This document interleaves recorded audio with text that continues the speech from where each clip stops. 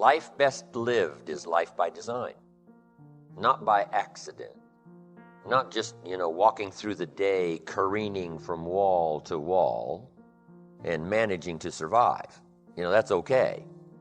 But if you can start giving your life dimensions and design and color and objectives and purpose, the results can be absolutely staggering. Key phrase, here's a chance now to use your imagination. Because the imagination builds cities. Imagination conquers disease. Imagination develops a career. Imagination sets up a relationship. Imagination is where all tangible values and intangible values begin in the imagination. So let's go through some things. Here's number one. We're affected by 5 things primarily. Number one, the environment, which affects us all. It doesn't hurt to make a simple contribution to the environment. Pick up a piece of trash and throw it in the receptacle. If everybody did that, what a better world it would be. A little contribution that costs nothing.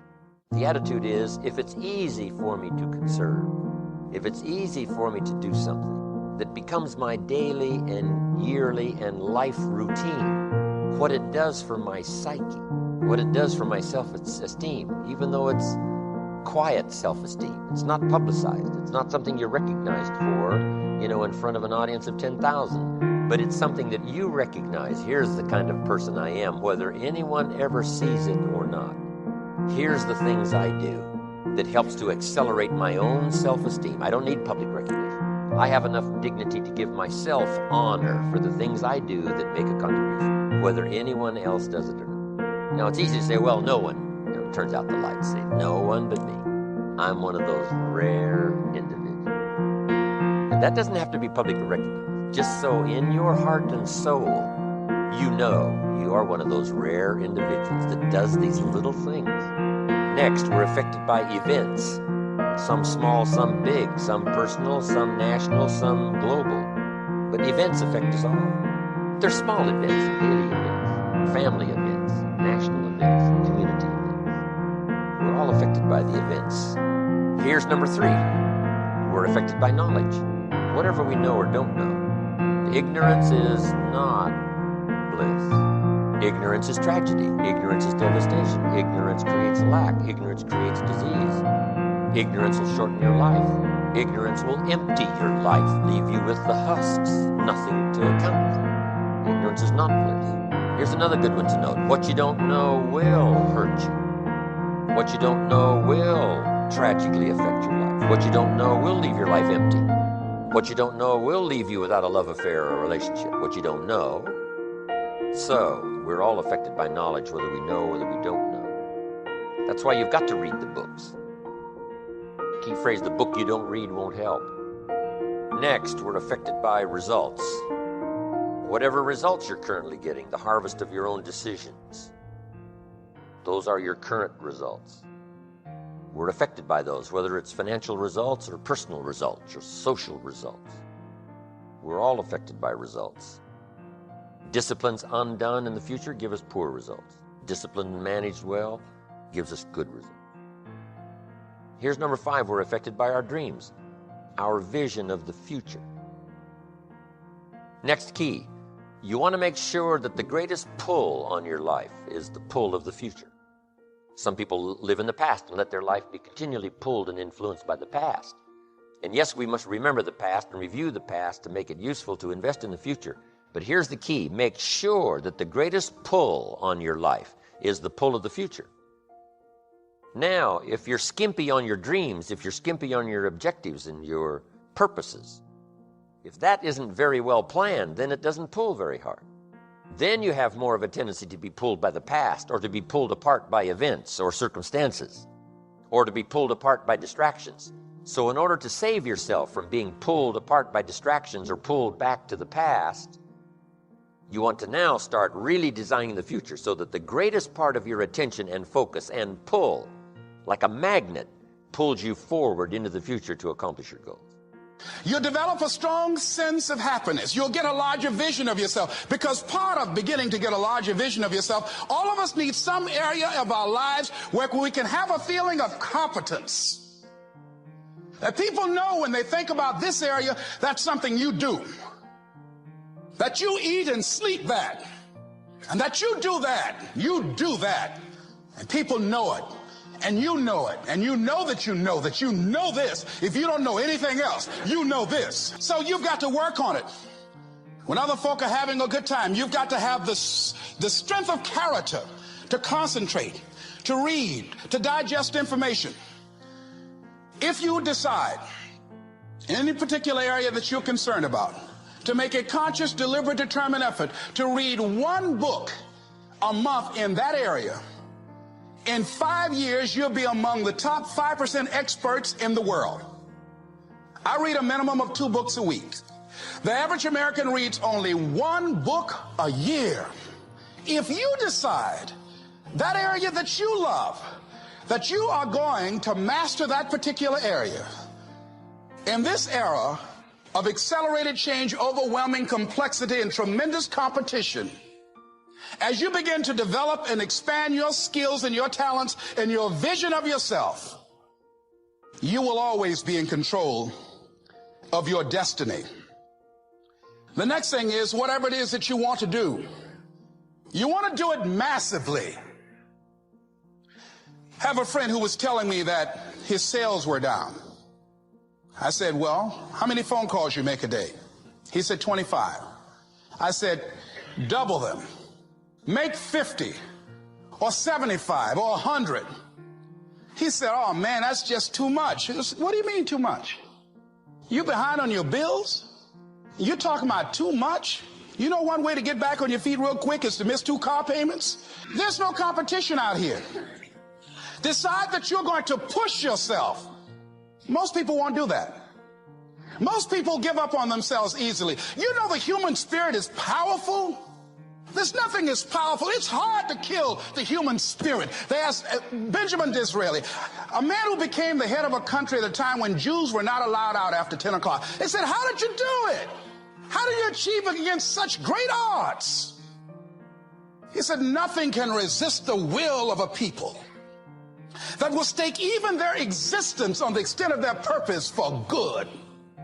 That when you have a made-up mind, when you decide that you want to do something, I was reading something the other day, he said the power to hold on in spite of everything, the power to endure, this is the winner's quality. The hunger, the ability to face defeat again and again without giving up. This is a winner's quality. You have that quality within you. When you're hungry, you don't care about the facts. You don't care about the odds. Doug Williams played for the Washington Redskins, quarterback. John Elway of the Denver Broncos in the Super Bowl. Everybody was talking about Elway. After the Super Bowl, when Doug Williams made a historic passing game, they asked him, said, how were you able, in spite of all of the negative publicity saying that you couldn't win, how did you do it? He said, I ignored my critics. I just didn't pay any attention to them. I ignored myself because they kept on saying it so much. There were times I doubted whether or not I can do what I needed to do. There's a Doug Williams in everybody here. There's greatness in you.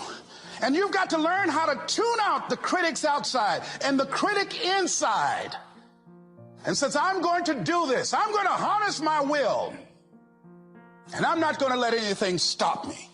I deserve this. I'm going to do it until. And this friend, I told him, said, start increasing your calls. I said, I make 100 calls a day. I got a callus in my ear. My ear kind of dark. You can't see it, but it's there. The other thing is that if you want something, you have got to be relentless. You've got to learn how to become resourceful. You've got to learn how to become creative. When crises strike in your life, and in the Chinese language, crises mean danger, but it also means opportunity. And this is an opportunity for you to grow. And you've got to be so relentless, regardless of what comes down the pike, that you're always looking for a way to get over, always looking for a way that you can break through, always looking for a way that you can win, and always looking for a way that you can strike a telling blow. And pretty soon, I think there's some people watching us in the universe that say, wait, let's call a meeting over here. You know that guy Mustafa? Look at him down there. He won't stop. Just that fool don't know he can't get over. Look here. Why don't we do this? Let him go and let's mess with somebody else. But I just kept on kicking. I didn't have sense enough to stop. I was intelligently ignorant. I didn't know what I couldn't do. So I just tried anything. And the fascinating thing about life, because you can't get out of it alive, live your life with passion, with some drive. I was giving a seminar the other day, and I mentioned that I was going to do some training in August with some young teenagers and take about 100 away to a 2 or 3 day camp and wipe them out. Been working on this.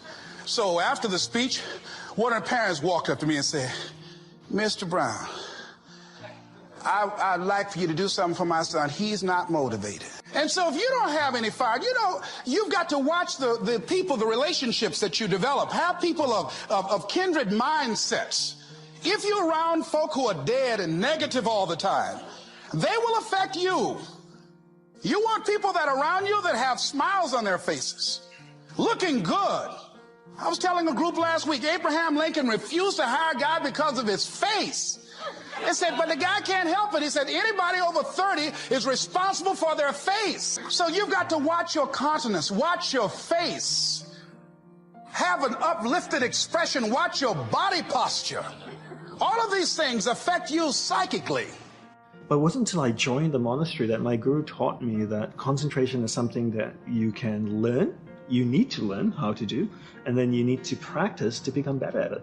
Yeah. So it wasn't until I was in my early 20s that I learned to concentrate. And my life completely changed after that. And so I think it gives people permission to be kind to themselves if they're not great at concentrating or focusing, especially in the world of distraction we're in, because we've never been taught, like many things in school. They'll teach us math and history and science, but not like how to focus. How does the mind work? How does the mind work? Yeah, exactly. They don't, right? So, and exactly, and that should be the reason why you should have empathy and compassion for yourself, right? The question to ask yourself, have you ever been taught to concentrate? And have you been taught how to practice concentration? Because learning concentration is not enough if you don't practice it. Right. You only become good at something when you practice it. So learning concentration is not practicing it throughout the day is what makes you become good at it. And someone beating you up on it, or you beating yourself up that you can't focus, it's like somebody being mean to you because you can't play the violin if you've never taken a violin lesson. It's so interesting you say that, because one of the examples I give in my workshops and my talks is I pick in someone in the audience and I say, who here does not play the piano? Right. And someone will put their hand up and I go like, okay, play the piano. Right. And they go like, so no, play the piano. It's the same way when adults go to kids and they go, can you just focus for a second? Right. You see parents yelling at their kids, right? Raising their voice. Can you just concentrate for a second? But you're telling your child to focus when you've never taught them how to focus. You're asking someone to play the violin when they've never played the violin before. Mm-hmm. So first step is teaching them how to do it. Second step is helping them to practice it. The more they practice it, the better they become at it. And people don't realize this. And it's so interesting. This is prevalent all across every level of society, even in big corporations and stuff. I work with a lot of successful entrepreneurs, and they'll tell their team, hey guys, we've got this big project that's due in 2 weeks. We need everybody to focus. Right. And I go like, what is the biggest mistake with that statement? He said, you never taught your team how to focus, and you didn't teach them how to practice concentration. You just told your team that you need to focus because there's a big project due. And same with athletes, right? The coach will say to the soccer team or the football team, the basketball team, guys, we really need to go out there and we need to be so focused in the last quarter. Right. Okay. Have you taught them how to concentrate? No. Do they practice concentration? No. Right. So they do the physical activities, but not the no mental. training in the mind on how to concentrate. So how can you actually concentrate when you never taught the people how to concentrate? We know that concentration is the source, it's the superpower to get anything done nowadays, especially now with technology. And technology is not it's not a bad thing. Technology it's wonderful. It allows us to be connected, allows us to learn, be inspired, be entertained. I love that you have that perspective, because people ask me all the time. People come up to me and they hold their cell phones at me and they go, these things are ruining our lives. Right. And my response always is, absolutely not. Right. What's ruining your life is your inability to exercise discipline around the use of your technology. That's what's ruining your life. Because the technology ends up using you. Exactly. The technology is beautiful. I can call my mother in Australia and see her in literally 5 seconds. It's amazing. How amazing is that? Right? So it's your inability to exercise discipline around the use of technology is what's ruining your life. The technology itself is not bad.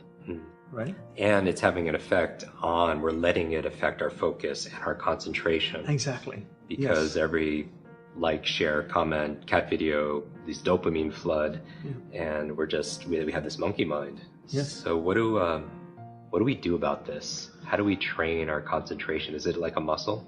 It is like a muscle, kind of. The first step is defining what concentration is, right? I always like to start by defining, so we put everybody on the same page, at least people who are listening to me.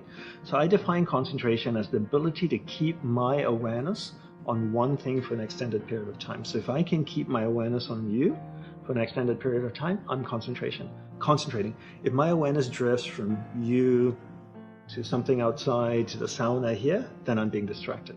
So every time my awareness drifts away, I bring my awareness back. I use my willpower, my mental muscle to bring my awareness back, hold my awareness on you. And my ability to do that is my ability to concentrate.